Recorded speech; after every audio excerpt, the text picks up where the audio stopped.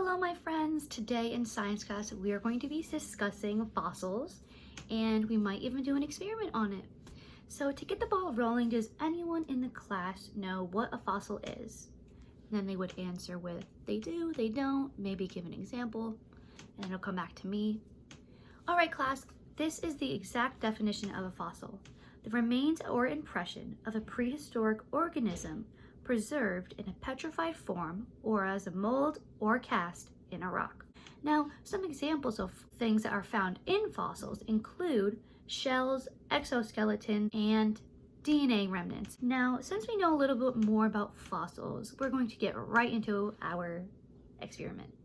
All right, my friends, everyone, clear off their desks and keep your hands in your lap until I'm done passing out every single piece of equipment for this experiment.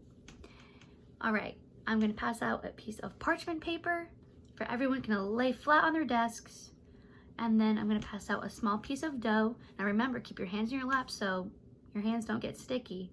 And then I'm gonna come around and sprinkle some flour on each of everyone's desks over the dough, so it's a little bit less sticky before you try to touch it. And then I'm also gonna pass out a cup full of small pieces of pasta. Now I know you guys are questioning it, but I'll get into explaining it in 1 minute. And then I would pass everything out and then go on to explain the experiment. I would explain that we are using the pasta noodles to create the shape of a dinosaur in a fossil, just because I know kids those age like dinosaurs, and you know, it has to do with science and I think they would like it. So now that we have our flour spread across our board, we're going to take our dough and put some flour on it. I already have some flour on mine just to get this started. And then we are going to take our pieces of pasta and start creating a dinosaur. I am going to make a brachiosaur, but you can make any kind of dinosaur you want. It can be a T-Rex, it can be anything you want.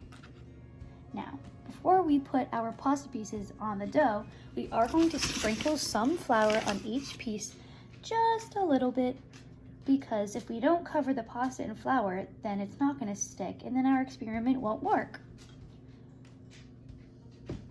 And when you're doing it, remember you have to press down really, really hard and make sure the pasta stays in there. Now we're going to just, again, put some flour on the pasta, rub it in, and start creating your dinosaur. Remember to press down really hard, just like that.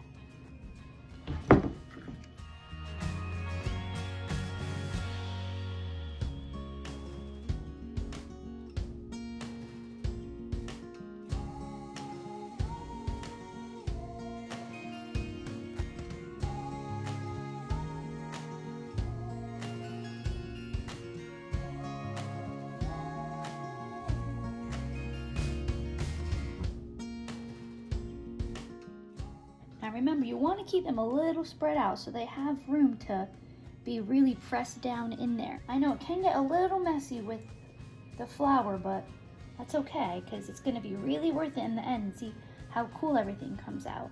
There we go. As long as we have the shape of a dinosaur, I think we're good to go.